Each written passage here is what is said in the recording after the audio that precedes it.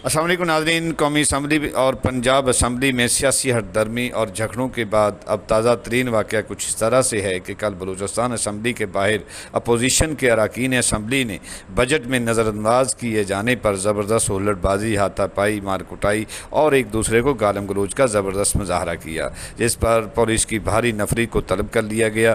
Police पख्तरबंद गाड़ी से assembly का एक गेट टूट गया, इमारत के शीशे टूट गए। इस तमाम वाक़या की वकूअ पज़ीरी उस वक्त अमन में आई जब स्पीकर असम्बली ने बजट की तफसीलात पेश करना शुरू की तो कुछ अरकान ने नारेबाजी लगाना शुरू कर दी और स्पीकर असम्बली पर जूते उछाले गए। स्पीकर असम्बली के कहने पर उन अरकान को असम्बली से बाहर भेज दिया गया, जहां पर उन्होंने असम्बली बिल्डिंग के बाहर तमाम तर जमहूरी हथकंडों और रवायती तरीक़ेकार को इख्तियार करते हुए मैदान जंग लगा दिया।